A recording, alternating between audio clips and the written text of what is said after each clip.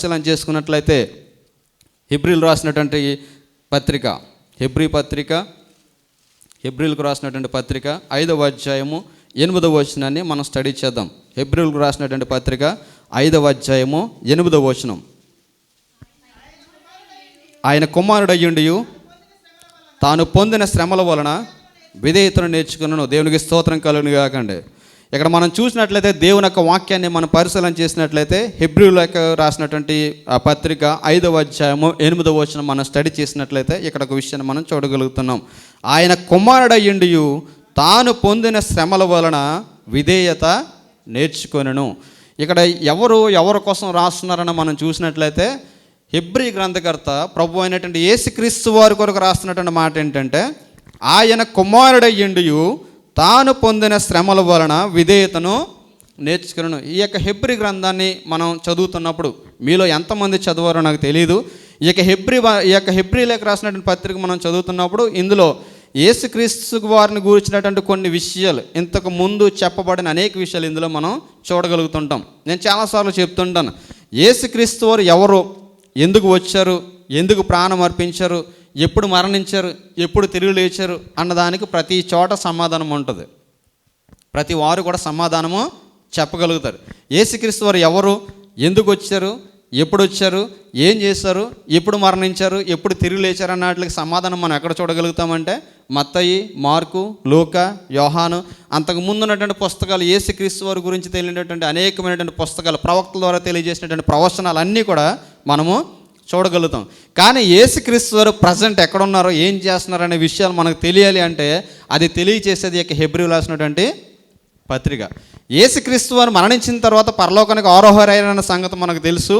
మరణించి పరలోకానికి ఆరోహణమైన తరువాత ఆయన చేస్తున్నటువంటి పని ఏంటి అని మనం చూసినట్లయితే అది హెబ్రీలు రాసినటువంటి పత్రికలో హెబ్రీ గ్రంథకర్త చాలా స్పష్టంగా తెలియజేస్తాడు. ఏం చెప్తాడంటే, యేసుక్రీస్తు వారు ఎలాగైతే ఈ భూమి మీద ఉన్నప్పుడు పరిచర్యలో కొనసాగారో, ఆయన మరణించి పరలోకానికి ఆరోహణమైన తర్వాత కూడా పర సంబంధమైనటువంటి సేవా పరిచర్యలను పాలు పంచుకుంటూ ఆయన మనపక్షంగా తండ్రి ఎదుట ఎల్లప్పుడూ మానక విజ్ఞాపన చేస్తున్నాడు అని చెప్పేసి హెబ్రీ గ్రంథకర్త తెలియజేస్తాడు. ఇక హెబ్రీ పత్రిక శైలిని మనం చూసినప్పుడు ఎవరు రాస్తారని కొన్ని భేదాభిప్రాయాలు ఉంటాయి. ఈ యొక్క హెబ్రీ పత్రికను మనం చూసినప్పుడు ఈ యొక్క పౌలు రాసినటువంటి పత్రికలన్నీ కూడా ఒక శైలిలో ఉంటే, ఈ యొక్క హెబ్రీ రాసినటువంటి పత్రిక వేరొక శైలిలో ఉండడాన్ని మనం చూస్తాం. సో మనం చూసినట్టయితే డిఫరెంట్ స్కాలర్స్ ఏమన్నారంటే ఇది ఒక వేరొక వ్యక్తుల చేత రాయబడి ఉండొచ్చు, అన్నప్పటికీ కూడా ఫైనల్గా ఏం డిసైడ్ చేశారంటే ఇది పౌలు భక్తుల ద్వారా రాయబడి ఒక ప్రామాణిక గ్రంథంగా చేర్చబడిన గ్రంథంగా ఈ గ్రంథం ఉండడాన్ని మనం చూస్తాం. ఇప్పుడు పౌలు భక్తుడు ఈ యొక్క పత్రికలో అనేక విషయాలు తెలియజేస్తూ యేసుక్రీస్తు వారి గురించి ఇక్కడ తెలియజేస్తూ, యేసుక్రీస్తు వారి యొక్క భక్తి జీవితాన్ని గురించి, యేసుక్రీస్తు వారి యొక్క ఆత్మీయ జీవితాన్ని గురించి తెలియజేస్తూ ఆయన ఒక ఎగ్జాంపుల్ అక్కడ చెప్తున్నాడు అనమాట. ఆయన ఏం చెప్తున్నాడంటే, ఆయన కుమారుడయ్యుండి తాను పొందిన శ్రమల వలన విధేయతను నేర్చుకొనెను. యేసుక్రీస్తు వారి గురించి చెప్తూ అంటున్నాడు, ఆయన కుమారుడయ్యుండి తాను పొందిన శ్రమల చేత ఏం నేర్చుకున్నాడట? విధేయత నేర్చుకున్నాడు. ఇప్పుడు మనం నేర్చుకోవాల్సింది యేసుక్రీస్తు వారిలో నుంచి మనం నేర్చుకోవాల్సింది ఏమిటి అని మనం చూసినట్లయితే ఇక్కడ చాలా క్లియర్గా గ్రంథకర్త తెలియజేస్తున్న విషయం ఏంటంటే, యేసుక్రీస్తు వారు ఏం కలిగి ఉన్నారట? విధేయత కలిగి ఉన్నారట. విధేయత అంటే అర్థం ఏంటి? విధేయత అంటే అర్థం ఏంటి? విధేయత అంటే అర్థం, విధేయత, ఒబీడియన్స్. చాలామందిని మనం చూస్తుంటాం, అబ్బా వాళ్ళ భార్య ఎంత విధేయతగా ఉందండి అంటారు. చాలామందిని మనం చూస్తాం. నా స్నేహితుడు ఒక కుర్రోడు ఉండేవాడు, మీకు తెలియజేస్తాను, హార్ట్ అటాక్ వచ్చి చనిపోయాడు ఆ అబ్బాయి. వాళ్ళ అమ్మాయికి ఫోన్ చేసి మాట్లాడుతున్నప్పుడు ఏమని మాట్లాడుతుంటుందంటే, చెప్పండి డాడీ గారు. ఏంటి డాడీ గారు అంటే ఇంకా అస్తమాటు డాడీ గారే. ఆ అమ్మాయితో అది వినడానికి అందంగా ఉండి మేము ఏం చేసేవాళ్ళం అంటే అస్తమాటలు ఫోన్ చేయించేవాళ్ళం, నేను డానీ. అస్తమాటలు ఏ మాట మాట్లాడినా సరే, అంటే ఏదో ఒకసారి కాదు, అమ్మాయి ప్రతిసారి కూడా ఏమన్నదంటే చెప్పండి డాడీ గారు, ఇంకేంటి డాడీ గారు, అది డాడీ గారు అని చెప్తుండేది. అంటే కొంతమందిని మనం చూస్తుంటాం, కొంతమంది యొక్క ప్రవర్తన మనం చూసినప్పుడు ఒబీడియన్స్ అంటారు చూసారా, ఎంత విధేయతగా చాలామంది ఉంటారు. ఎంత వినయంగా కూర్చుందండి, ఎంత విధేయతగా కూర్చుందండి. రాత్రి రఘుని నేను బయట హోటల్కి వెళ్ళాం. హోటల్కి వెళ్ళినప్పుడు ఎందుకంటే బర్త్డే కాబట్టి సౌజన్య నన్ను నుంచి పట్టుకుంది. ఏమైనా స్పెషల్ వండుకున్నావు అని. నాకేమో ఇవన్నీ ఉండవు అసలు. నిన్న మా స్పెషల్ పప్పు వండుకున్నాం. ఏదన్నా వెళ్ళి బయటికి తిని అంటున్నారు. బిర్యానీలు ఏమో నాకు ఇష్టం ఉండదు, నేను తినలేదు. తమ్ముడు ఏమన్నా ఫీల్ అవుతాడేమో, అన్న బర్త్డే కదా అట్లీస్ట్ నాకు ఏమి ఇప్పించలేదేమో అనుకుంటాడని చెప్పేసి నేను ఏం చేశానంటే తమ్ముడిని హోటల్కి తీసుకెళ్ళాను. హోటల్ తీసుకెళ్ళి తమ్ముడికి బిర్యానీ చెప్పిన తర్వాత నేను దోశ లైట్గా తింటున్నాను. అక్కడ ఒక సీన్ వస్తుందన్నమాట. హోటల్లో టీవీ ఎదురుగుండా. అందులో కూర్చుంటే ఏమి వినిపించట్లేదు, కానీ నేను చూశానన్నమాట. ఒక హీరోయిన్ అనుకుంటా ప్రయాణం చేస్తున్నారు. ఒక చిన్న సాంగ్ అవుతుంది అందులో. ఆ సాంగ్ అవుతుంటే ఆ హీరోయిన్ క్యారెక్టరు వాడు అందులో చూపిస్తున్నాడు. హీరోయిజం ఎలా చూపించాలన్నది. మెయిన్ హీరో కాదనుకుంటా, హీరోయిన్ కోసం చూపిస్తున్నాడు అనమాట. హీరోయిన్ ఏం కోరుకుంటుంది, హీరో ఎలా చేస్తున్నాడు. హీరోయిన్ ఏమో ఫ్రీడమ్గా ఉండాలనుకుంటుంది, హీరో ఏమో కొంచెం కంజెస్టెడ్గా ఉంచాలని చెప్పేసి ఆలోచిస్తున్నాడు. అందులో నేను చూసినప్పుడు ఏంటంటే హీరోయిన్ అన్న ఇలా కూర్చుందనమాట. ఇలా కాలు మీద కాలేసి కూర్చుంటుంది. కాలు మీద కాలేసి కూర్చుంటే ఇలా చూస్తున్నాడు అనమాట. అంటే దాని అర్థం ఏంటి? కాలు మీద కాలు వేయకు, నా పక్కన కాలు మీద కాలేస్తే కుదరదు అన్నాడు. అంటే చాలామందిని మనం చూస్తుంటాం, కూర్చునే దగ్గర నుంచి నుంచిన వరకు కూడా చాలామంది ఎలా ఉంటారు?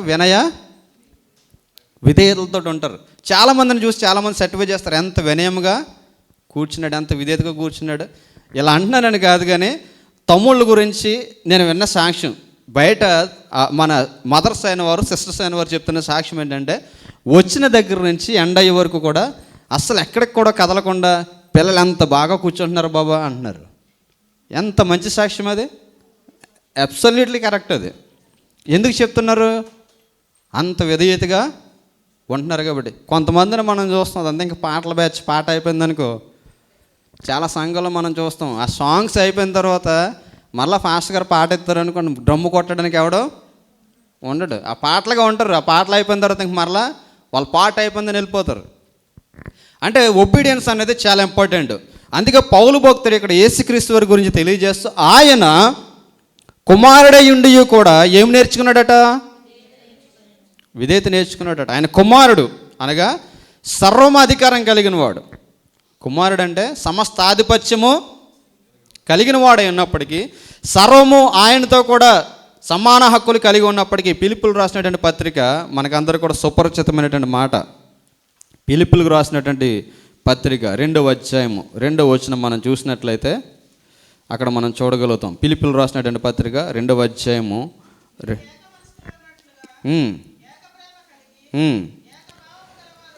5వ వచనం చదువుదామండి. క్రీస్తు యేసునకు కలిగిన ఈ మనస్సు మీరును కలిగి ఉండి, ఆయన దేవుని స్వరూపం కలిగిన వాడై ఉండి దేవునితో సమానముగా ఉండుట విడిచిపెట్టకూడని భాగ్యమని ఎంచుకొనలేదు, కానీ మనుషుల పోలికగా పుట్టి, చూడండి ఇక్కడ చెప్తున్నాడు, దేవునితో సమానముగా ఉండి పెట్టే ఆధిక్యత కలిగిన వాడట. ఎటువంటి ఆధిక్యత కలిగిన వాడట? దేవునితో సమానముగా, అంటే God equal to Jesus Christ అన్నమాట. అంతటి వాడయుండి కూడా, అంతటి వాడు ఈ భూమి మీదకి వచ్చి ఏమి నేర్చుకున్నాడయ్యా, ఏమి కలిగి ఉన్నాడయ్యా అంటే, ఏం కలిగి ఉన్నాడట? విధేయత కలిగి ఉన్నాడట. ఏమి నేర్చుకున్నాడు? విధేయత కలిగి ఉన్నాడు. ఇక్కడ నుంచి మనం చాలామందిని చూస్తాం, తల్లిదండ్రులు ఎంతో కష్టపడి ఇండియాలో పిల్లలకి ఒక ఉన్నతమైన స్థితి ఇవ్వాలని వారికి విపరీతంగా డబ్బులు పంపిస్తుంటారు. ఆ డబ్బులు పంపించిన తర్వాత వాళ్ళ దగ్గర ఆ విధేయత ఉంటుందంటే పెద్దవాళ్ళని ఎలా రెస్పెక్ట్ చేయాలో చాలామందికి తెలీదు. పెద్దవాళ్ళని ఎలా రెస్పెక్ట్ చేయాలో తెలీదు, కుటుంబాన్ని ఎలా రెస్పెక్ట్ అయ్యాలో తెలీదు.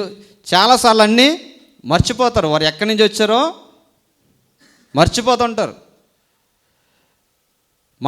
మన స్థానం ఏంటి, ఏ స్థితి నుంచి వచ్చామో అస్తమాటలు చాలామంది మర్చిపోతుంటారు. నేను ఇక్కడ బైబిల్ క్లాస్కి వెళ్తున్నప్పుడు ఒక అమ్మాయి వచ్చేది. బైబిల్ క్లాసులు జరుగుతుంటే ఫాస్ట్ గారు నన్ను ఫోర్స్ చేసి అప్పట్లో, నువ్వు కూడా వెళ్ళు, మన వైపు నుంచి బాగుంటుంది, మన సంఘం తరపు నుంచి అన్నప్పుడు నేను వెళ్తుండేవాను. ఆ అమ్మాయి వచ్చేది. ఆ అమ్మాయి వచ్చిన తర్వాత వచ్చే వరకు బాగానే ఉండేది.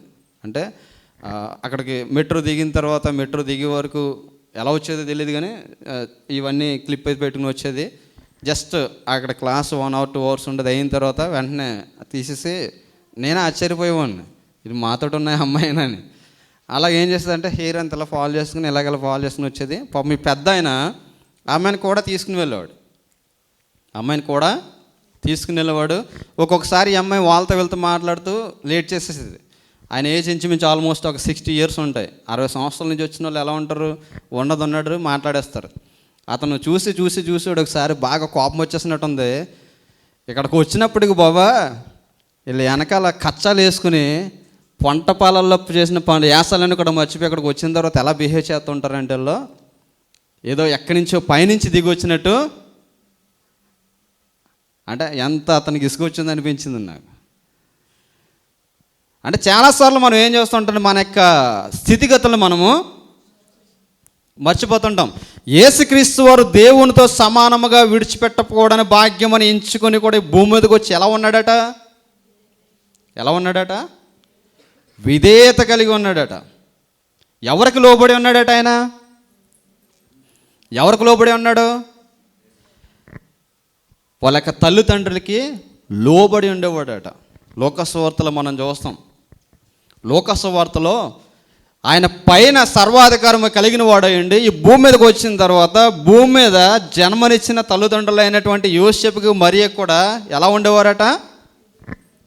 విధేయులే ఉండేవారట. మీరందరూ చాలా మన కిడ్స్ని మన ఇంటి దగ్గర వదిలేసి వచ్చాం.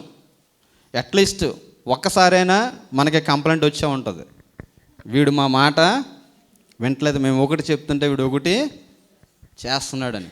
ఎందుకు మన పిల్లలు ఆ యొక్క అటువంటి సైకాలజికల్గా ఎందుకు అటువంటి మనస్సు వాళ్ళకి వస్తుంది?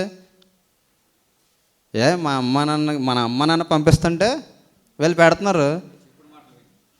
కంపల్సరీ ఇటువంటి ఆలోచన విధానాన్ని ఈరోజు పిల్లలు కలిగి ఉంటున్నారు.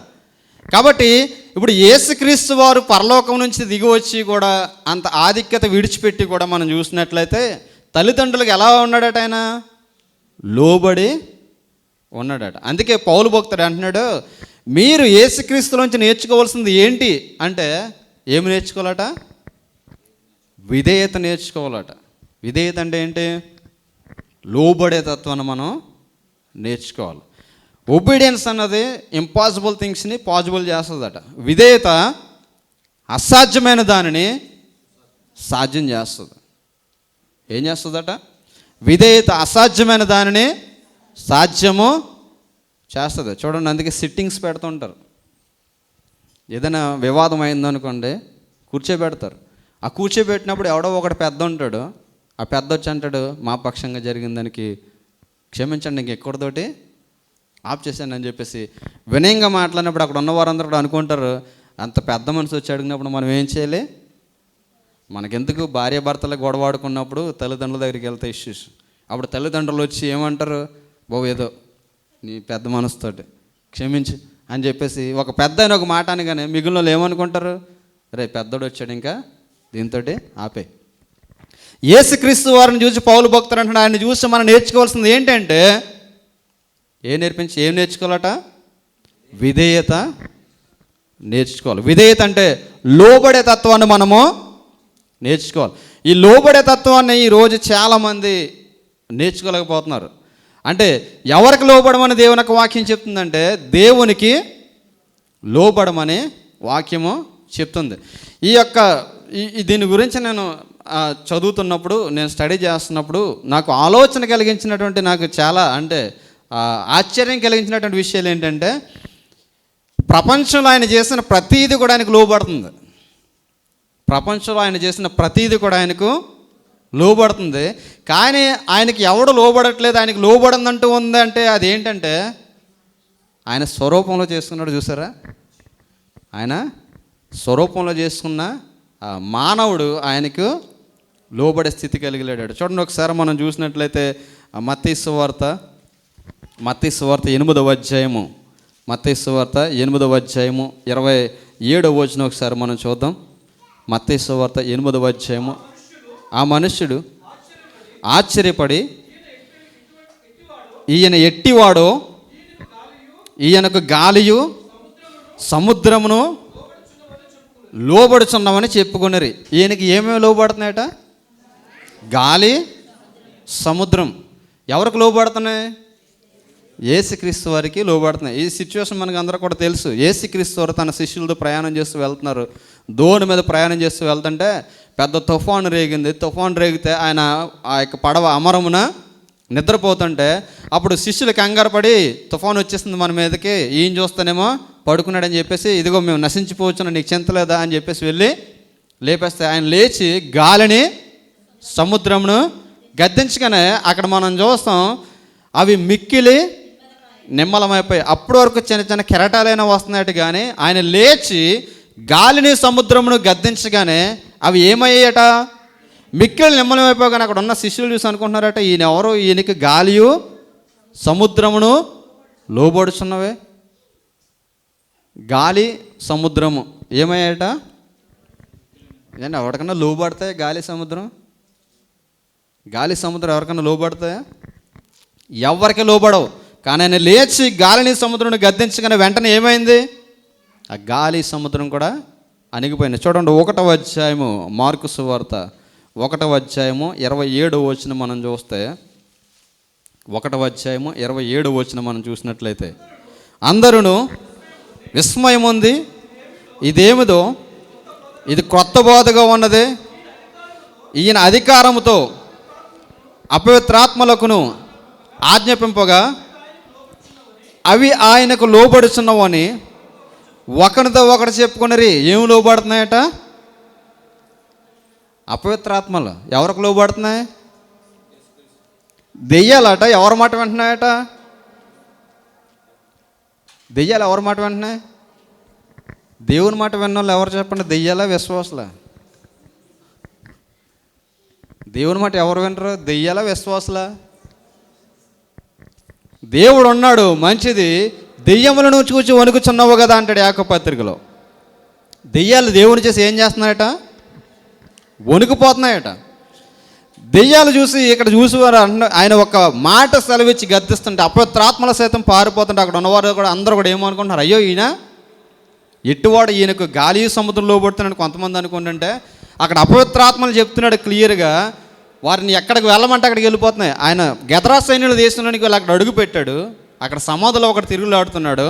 వాడి మీద ఎన్ని వేల దెయ్యాలు ఏలుబడి చేస్తున్నాయి? 2000 దెయ్యాలు, 2000 అపవిత్రాత్మలు వాడి మీద ఏలుబడి చేస్తున్నాయట. అపవిత్రాత్మలు వాడి మీద ఏలుబడి చేస్తుంటే అప్పుడు అవన్నీ కూడా ఈయన బతిమాలుకుంటున్నాయి. ఏమని?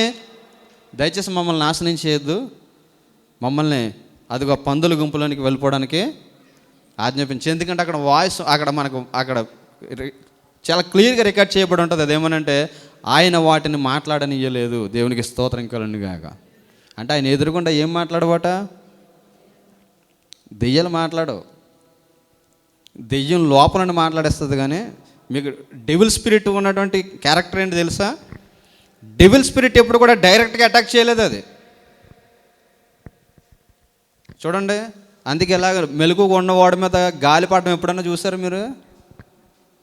అయ్యో రాత్రి గాలి పడిపోయింది నా మీద అంటారు చాలామంది. ఎందుకు? ఎవరైతే ఆదమర్చి పడుకుంటారో, ఇంకొకరు పడుకున్నారంటే ఇంకెలా పడుకుంటారో వాళ్ళకే తెలియదు. ఆదమర్చి పడుకున్న వాళ్ళ మీదకి ఏం చేస్తుంది? తిరుగుతుంటుంది. ఇటు బాగా మంచి డీప్లో ఉన్నాడు, శుభ్రంగా వచ్చి యూజ్ చేసుకుందని చెప్పేసి ఏం చేస్తుంది? అది వచ్చి వికృత చేష్టలో చేస్తుంటుంది. చాలామంది అంటుంటారు కదా, అయ్యో పక్కోడిని ఎంత లేపునా పీకు పీసుకేసింది. ఇవన్నీ కూడా యాక్షన్స్ ఏంటంటే డెవిల్ స్పిరిట్. డెవిల్ స్పిరిట్స్ ఏం చేస్తుంటాయంటే అది డైరెక్ట్గా అటాక్ చేయలేవు. అవి ఎవరినో ఒకరిని యూజ్ చేసుకుంటాయి. వాళ్ళ దూరి వాడిని అవి క్యాప్చర్ చేసుకుని వాడిని ఎలా యూజ్ చేయాలో యూజ్ చేసుకుని అవి అమితానందం పొందుతుంటాయి. అందుకే మనం చూస్తే డెవిల్ స్పిరిట్ యాక్షన్స్ అని ఎలా ఉంటే ఆ యొక్క పట్టినోడు ఏం చేస్తున్నాడు? వాడు ఎక్కడ తిరుగుతున్నాడట? సమాధుల్లో తిరుగుతున్నాడట. దెయ్యాలు పట్టినవాడు ఏం చేస్తున్నాడు? సమాధిలో తిరుగుతున్నాడు. అంతేకాకుండా వాడు ఏం చేస్తున్నాడు? కుదురుంటలేదు, రోడ్డు మీద వెళ్ళి వారందరూ కూడా గాయపరుస్తున్నాడట. కర్రలు ఇస్తడం, రాళ్ళు ఇస్తడం, ఇవన్నీ కూడా చేస్తున్నాడు. వాళ్ళు ఎన్ని ఉన్నాయంటే 2000 దెయ్యాలు వాళ్ళు ఏలుబడి చేస్తున్నాయి. వెంటనే అవన్నీ కూడా అంటున్నాయి, ఇదిగో మమ్మల్ని దయచేసి నాశనం చేయొద్దు, ఆ పందుల గుంపులోనికి వెళ్ళడానికి మాకు ఆజ్ఞాపించమంటే, సరే ఆ పందుల గుంపులోకి పొమ్మంటే ఇంచుమించు ఆ 2000 దెయ్యాలన్నీ కూడా ఆ పందుల మందలకి వెళ్ళిన తర్వాత అప్పటి వరకు కుదురుగా మేస్తున్నాయి పందులు. అక్కడ అప్పటి వరకు పాపం కుదురుగా మేస్తున్నాయి. ఎప్పుడైతే దురాత్మ వెళ్ళి అందులో దూరిందో ఇవన్నీ కూడా ఏం చేసేట, పరిగెత్తుకుని వెళ్ళి ప్రపాతంలో పడి చచ్చిపోయాడు. అంటే అది ఎవరిని క్యాప్చర్ చేసుకుందంటే ఈవెన్ పంది శరీరాన్ని కూడా అది ఏం చేసింది, క్యాప్చర్ చేసుకుని దాని ఇష్టానుసారంగా వాడుకుంది. ఇదంతా కూడా చూసిన వారు అంటున్నారు, ఇటువంటి ఆశ్చర్యకారాలు మనం ఎప్పుడు కూడా చూడలేదు కదా. ఈయన ఎవరు? దెయ్యముల సైతం ఈయనకు లోబడుచున్నవే. అంటే విధేయత చూపిస్తున్న దెయ్యాల సైతము లేచి కూర్చోమంటే ఆయన నీ పేరేమని అడగగా, ఏమని అడిగాడు ఆయన? సేన అనబడిన వాడిని, ఆ గెదరాసైన్ల దేశంలో తిరుగుతున్న వాడిని నీ పేరేమని అడుగగా, చాలాసార్లు మనం చూస్తుంటాం ఇంటి దగ్గర ఏదైనా దెయ్యం పట్టదంటే చాలామంది జుట్టు పట్టుని అడుగుతారు, నీ పేరేంటి, ఎక్కడి నుంచి వచ్చావు అంటారు చాలామంది. ఆయన అన్ని సార్లు అనలేదు, ఆయన అసలు అంత యాక్షను చేయలేదు.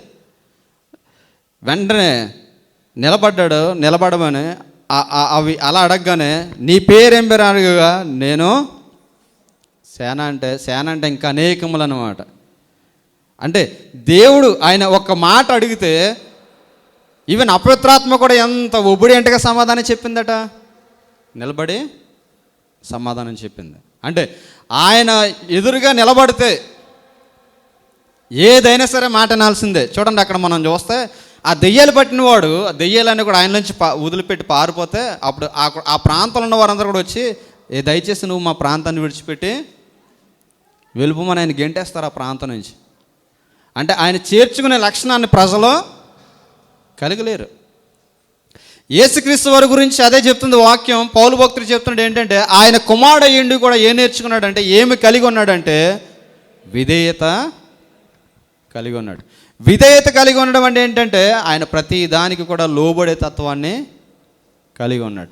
అన్నీ కూడా సృజించిన వాడండి.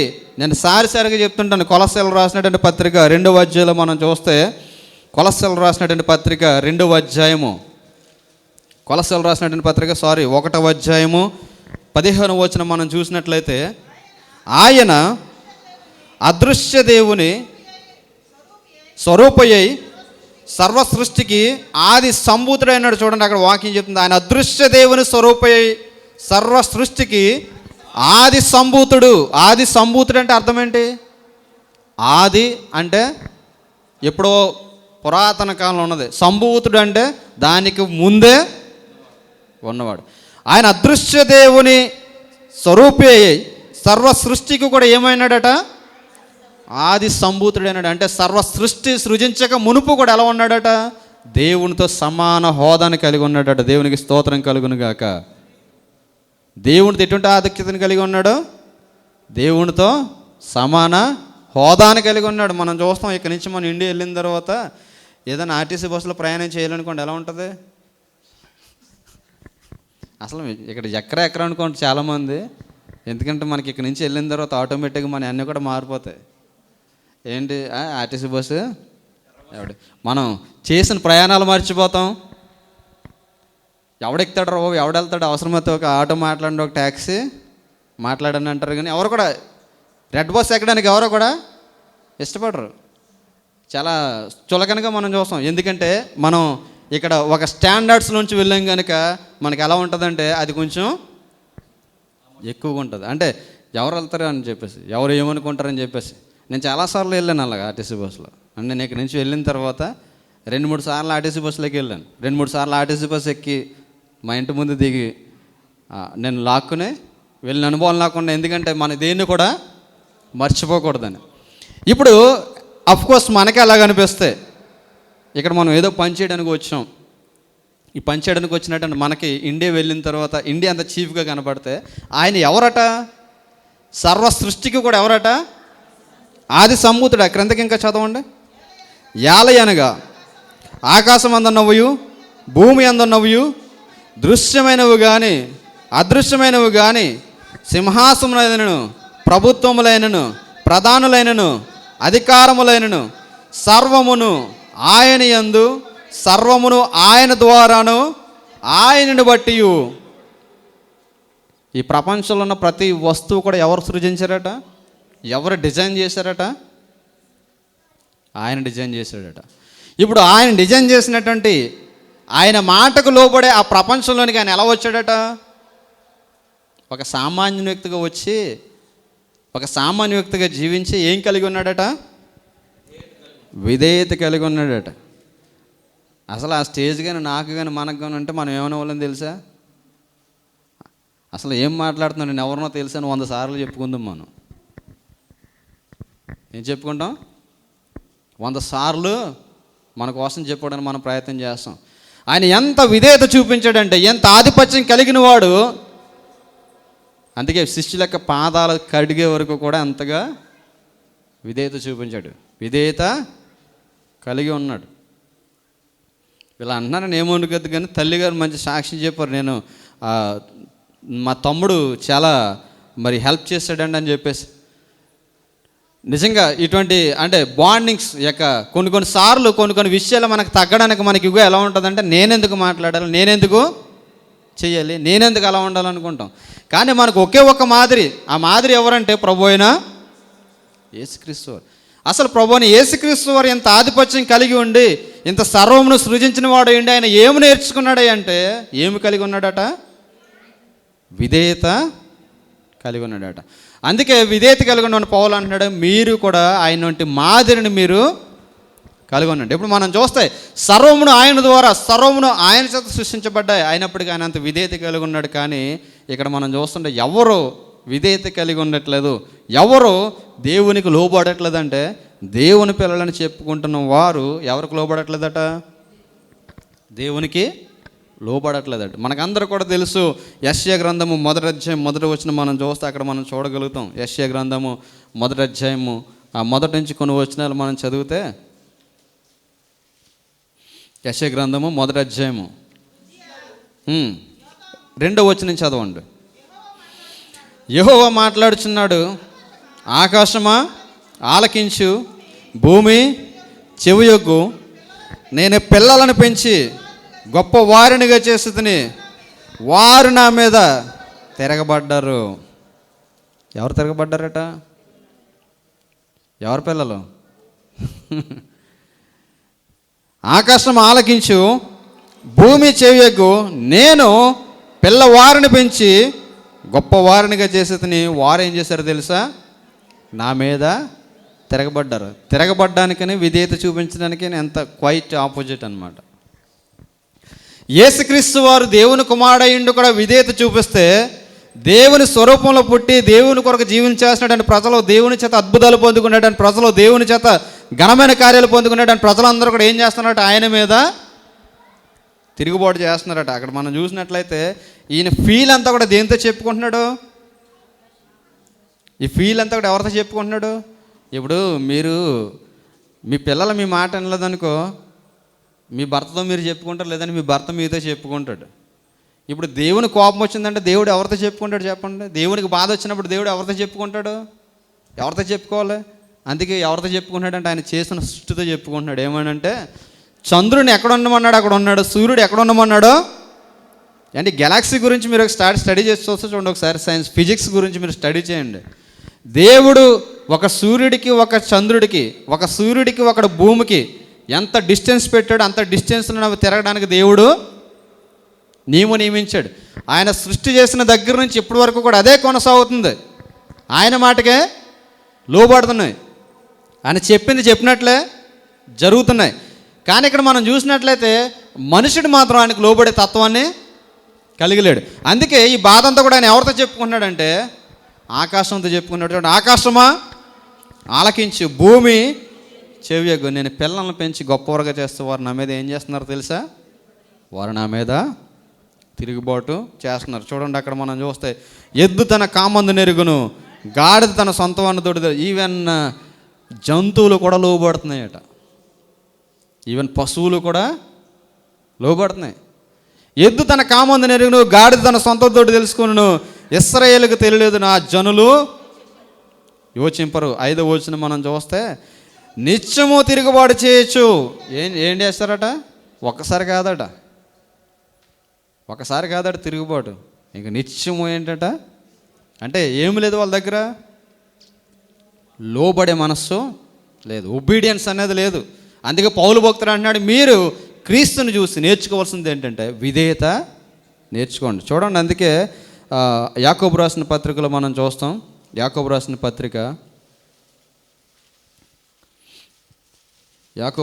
పత్రిక 3వ అధ్యాయము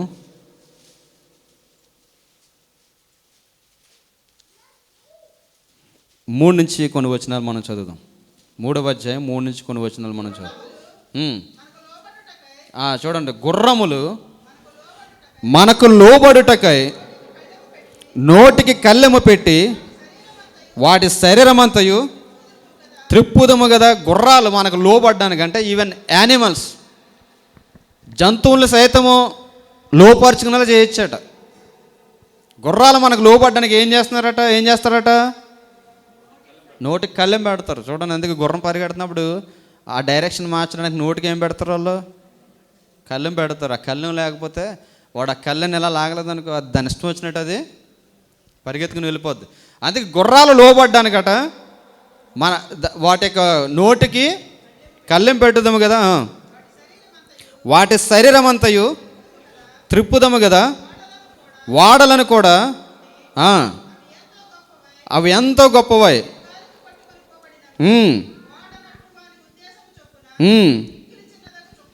మిక్కిలి చిన్నదగు చుక్కాని చేత త్రిప్పబడును. ఇక్కడ మనం చూస్తే వాడ ఎంత పెద్దగా ఉంటుందండి. అంత పెద్దగా ఉన్న వాడంతా కూడా దేని చేత లోబడేలా చేస్తారంటే దాని డైరెక్షను. చుక్కాని ఎంత ఉంటుంది? చిన్నది ఉంటుంది డైరెక్షన్. దాన్ని నెలలో తిప్పితే ఎలా వెళ్ళాలో అలా వెళ్తుంది. దాని సైజేమో చాలా బిగ్గు, కానీ అది లోబడ్డానికి యూజ్ చేసే ఆ ఎక్విప్మెంట్ మాత్రం చాలా చిన్నది. ఎంత పెద్ద కార్ని కంట్రోల్ చేయాలంటే ఎంత బ్రేక్ ఉంటుంది? ఎంత ఎస్యూవీ కార్ అని ఎంత పెద్దదైనా బ్రేక్, ఆ డిస్క్ ఉంటుంది. ఆ డిస్క్ ఎంత ఉంటుంది? ఎంత ఉంటుంది అంతే. ఎంత ఫాస్ట్ మీద వెళ్ళినా దాన్ని కంట్రోల్ చేస్తా. అంటే లోబడే తత్వం. కానీ దేనికి లోబడే తత్వం లేదట? మనుషులు లోబడే తత్వం లేదట. అక్కడ నాలుగు గురించి చెప్తున్నాడు. నాలుగుకి అసలు లోబడే తత్వము, అసలు గొడవలన్నీ వచ్చాయి దీనివల్ల. అసలు దేవుడు నిజంగా నాలుగోపోతే గొడవలు లేను ఎవరికి, ఏ గొడవ కూడా. ఎన్ని గొడవలు అండి ఉదయం సాయంత్రం వరకు, ఎన్ని వ్యర్థమైన మాటలు. అందుకే అన్నాడు, ఈ ప్రపంచంలో దేన్నైనా లోపరుచుకొచ్చాడు కానీ దేని లోపరుచుకోలేమాట? నాలుక. అది అంటున్నాడు, ప్రకృతి చక్రమునకు చిచ్చి పెడుతుందట, తగలబెట్టేస్తుందట. ఎంత విస్తారమైన అడవి, కొంచెము నిప్పు వల్ల ఎలాగైతే తగలడిపోద్దో నాలుక వల్ల ఏం చేస్తారు చాలామంది? కుటుంబాలు తగలెట్టేస్తారు, సంఘాలు తగలెట్టేస్తారు, అన్నీ తగలబెట్టడమే. దేనివల్ల అంటే నోటి మాట వల్ల. దాన్ని లోపరుచుకోవడమే చాలామందికి తెలియదు. నాలుకను లోపరుచుకోవడం చాలామందికి తెలీదు. అందుకే పౌలు భక్తుడు చెప్తున్నమాట, క్రీస్తులో నుండి మీరు నేర్చుకోవాల్సింది ఏంటి తెలుసా? ఆయన చూసి మనం నేర్చుకోవాల్సింది ఏమి నేర్చుకోమంటున్నాడు? విధేయత నేర్చుకోవాలి. అంటే లోబడ్డమో నేర్చుకోవాలి. లోబడ్డం నేర్చుకోకపోతే చాలా తీవ్రమైన పరిణామాలు మనం చూస్తాం. చూడండి, యెషయా గ్రంథము 30వ అధ్యాయము మొదటి 2 వచనాలు మనం చదివితే అక్కడ ఒక విషయాన్ని మనం చూడగలుగుతాం. యెషయా గ్రంథము 30వ అధ్యాయము 1-2 వచనాలు. యెహోవా వాక్కు ఇదే, లోబడని పిల్లలకు శ్రమ. చాలండి. ఎవరికి శ్రమ అట?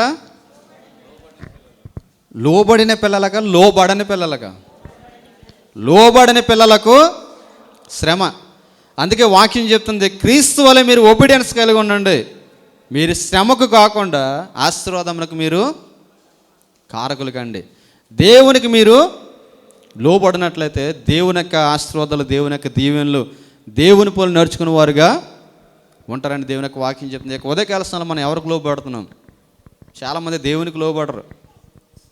చాలామంది దేవునికి లోబడరు. అందుకే పౌలు భక్తుడు అంటాడు, నువ్వు దేనికి లోబడతావో దానికి దాసుడు ఒకదువు కదా అంటాడు. దేనికి లోబడదువో దానికి నీవు దాసుడు ఒకదువు కదా. చాలామంది మనం చూస్తాం ఒక్కొక్క దానికి లోబడిపోతుంటారు. కొంతమంది నిద్రకు లోబడిపోతారు, కొంతమంది ఏమో మొబైల్కి లోబడిపోతారు, కొంతమంది ఏమో టీవీకి లోబడతారు. జాగ్రత్తగా ఉండండి ఈ మాట. మీరు దేనికి లోబడతారో దానికి ఏమవుతారట? దాసులైపోతారు. దానికి అంటే దాసులం అంటే దాని అర్థం ఏంటి? అంటే దాస్యత్వం అంటే అర్థం ఏంటి?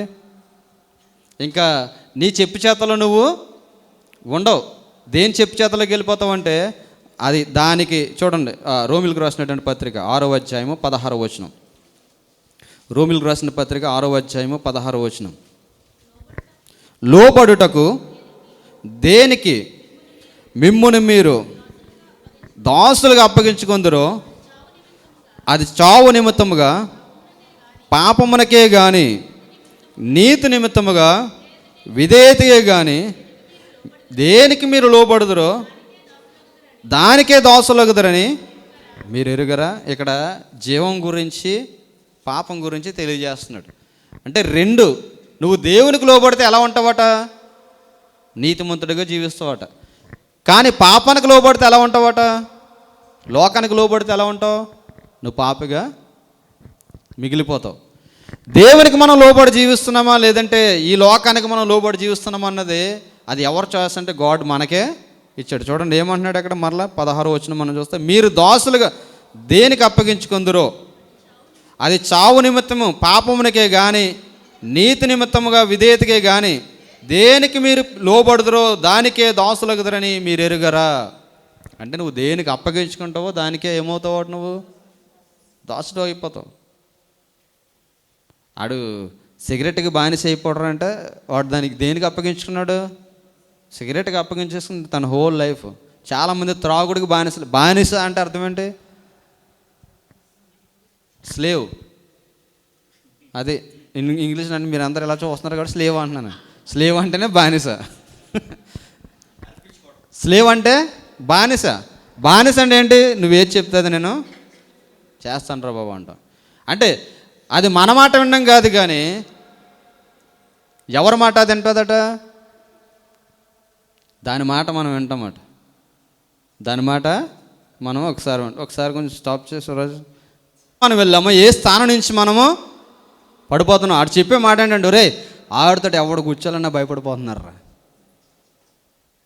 ఎందుకంట మొత్తం ఇంకెవరికి దొరకనట్లేదంట. చాలా బాధేసింది. దేనికి దాసుడైపోతున్నావు అంటే మనం దానికే. పౌలు భక్తుడు క్లియర్గా చెప్తుండే, మీరు దేనికి అప్పగించుకుంటారో అదే మీ మీద ఏం చేస్తుంది? మన లాంగ్వేజ్లో చెప్పుకోవాలంటే రాజ్యమే వెళ్తుంది మన మీద. ఆ రాజ్యమేల హక్కు మనం ఎవరికి ఇవ్వాలట?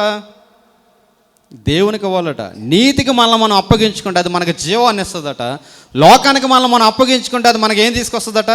శాపము, మరణాన్ని తీసుకొస్తుందట. ఈరోజు చాలామంది దేనికి బానిసలు అయిపోతున్నారంటే వ్యర్థమైన వాటికి బానిసలు అయిపోతున్నారు. దేనికి లోబడుతున్నారంటే దేవునికి లోబడ్డం మానేసి ఎవరికి లోబడుతున్నామంటే దేనికి లోబడకూడదో దానికి. అందుకే వాక్యం చెప్తుంది, లోబడని పిల్లలకు శ్రమ. వాక్యంలో యెషయా గ్రంథంలో చెప్తాడు కదా, దినమల్లా లోబడనలని జనుల వైపు దినమల్లా నా చేతులు చాపుచున్నాను. అయినా సరే ఏమంటున్నారట? నేను మీ వద్దకు నీ మాట వినమని చెప్పుకుంటున్నారట. కాబట్టి ఇక ఉదయకాల సమయంలో పౌలు భక్తుడు చెప్తున్న మాట ఏంటి తెలుసా? క్రీస్తు వల్లే మనం ఏం నేర్చుకోవాలంటే, క్రీస్తుని చూసి మనం ఏం నేర్చుకోవాలట? విధేయత నేర్చుకోవాలట. విధేయత అంటే ఏంటి? ఒక మాట అంటే ఎందుకు అన్నారో, మంచి తెక్క కదా అన్నారు అని అనుకోవాలి. ఎందుకు మమ్మల్ని అనాలి? 100 సంఘాలు ఉన్నాయి కదా అంటే 100 సంఘాలకు వెళ్ళిపో. నీ క్యారెక్టర్ నువ్వు మార్చుకోండి, ఏ సంఘానికి వెళ్ళినా అంతే. గుర్తుపెట్టుకోండి, మనం మారాల్సింది మనం, సంఘం కాదు. మారాల్సింది ఎవరు? మన వ్యక్తిత్వం మారాలి, మన బిహేవియర్ మారాలి, మన వే ఆఫ్ టాకింగ్ మారాలి. ఇవన్నీ మారితే ఎక్కడున్నా నిన్ను సొసైటీ ఏమంటారు తెలుసా? సూపర్బ్ అంటారు. నువ్వెక్కడున్నా, మనం చూసాం కదా, మనం గాయు ఏమన్నారు? సత్యమును అనుసరించి నడుచుకున్నాడని నా పిల్లల గురించి విన్నప్పుడు అసలు సెకండ్ లెటర్ గురించి చెప్దాం అనుకున్నాను రోజు. కానీ రోజు ఫస్ట్ బల్లారాధన కదని చెప్పేసి దేవుని యొక్క ప్రేరేపించేది ఇది మాట్లాడాను. First letter, second letter, third letter మనం చూసినప్పుడు సెకండ్ లెటర్లో కూడా అదే అంటాడు, నా పిల్లలు సత్యమును అనుసరించి నడుచుకుంటున్నారని వినుటి కంటే ఎక్కువైన సంతోషం నాకు.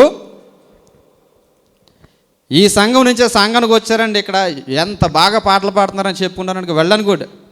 ఆ సంఘం వదిలేసి సంఘానికి వచ్చిందండి, అక్కడ ఎంత కొత్త తగల పెట్టిందో తెలియదు, ఇక్కడ ఎన్ని తగల పెడతాదో తెలియదు అన్నారు అనుకో, అయిపోయింది అంత సీన్.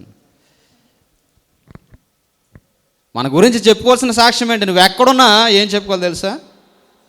మారాల్సింది మనం యాటిట్యూడ్ మనం మార్చుకోవాలి. నేను చెప్తుంటాను కదా, మేము ఇంటర్మీడియట్లో అల్లరి చేస్తున్నప్పుడు మా ఎకనామిక్స్ సార్ చెప్పింది ఇప్పటికీ నాకు గుర్తు. నాకు మూడు విషయాలు నాకు నచ్చవండి అనేవాడు అతను.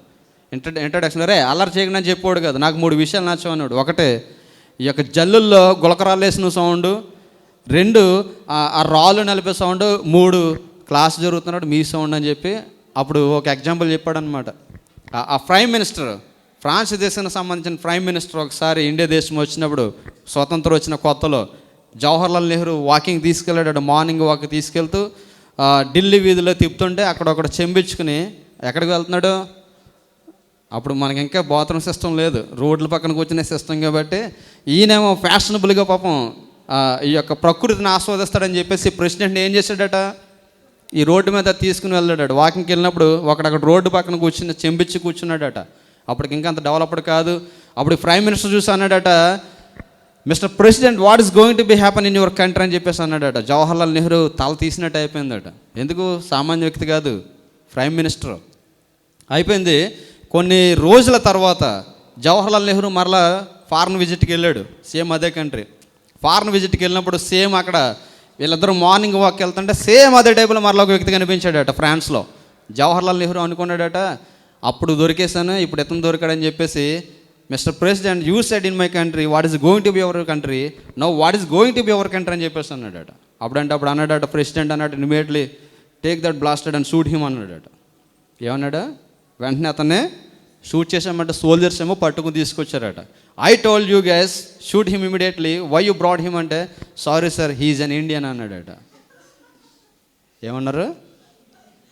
సారీ సార్, అతను ఒక భారతీయుడు. నువ్వు ఎక్కడ ఉన్నావు అనేది ఇంపార్టెంట్ కాదు, నీ ప్రవర్తన మార్చుకున్నావా లేదా, నువ్వు దుబాయ్లో ఉన్నావా, సౌదీలో ఉన్నావా, ఖతార్లో ఉన్నావా, యూఎస్లో ఉన్నావా, ఇది ఇంపార్టెంట్ కాదు. నువ్వు ఎక్కడున్నా నీ క్యారెక్టర్ని నిలబెట్టుకున్నప్పుడు, నువ్వు సరిగ్గా నడిచినప్పుడు నేను చూసిన వాడు అందరూ కూడా ఏమంటారు తెలుసా? శబాష్ అంటారు. ఈవిడ ఎక్కడనే ఇంతే అన్న సాక్ష్యం నువ్వు తెచ్చుకున్నావు అంటే నిన్ను ఎవడో మార్చలేడు, దేవుడే మార్చలేకపోయాడు. అందుకే బాధ అంతా ఏం చెప్పుకుంటున్నాడు? ఎవరితో చెప్పుకుంటున్నాడు? ఆకాశమా ఆలకించు, భూమి చెవియకు, ఇది జనాంగానికి చెప్పి నేను విసుగు చెందాను. అందుకే అంటున్నాడు పౌలు భక్తుడు, యేసుక్రీస్తుని చూసి మీరు ఏమి నేర్చుకోవాలంటే, ఏమి నేర్చుకోవాలి? విధేయతను నేర్చుకోవాలి. ఆ విధేయత మనం నేర్చుకుని ఎక్కడున్న క్రీస్తుని పోలి మనం జీవిద్దాం, ఆయనకు లోబడి జీవిద్దాం. దేవుడు వాక్యాన్ని దీవించును గాక. ఆమేన్.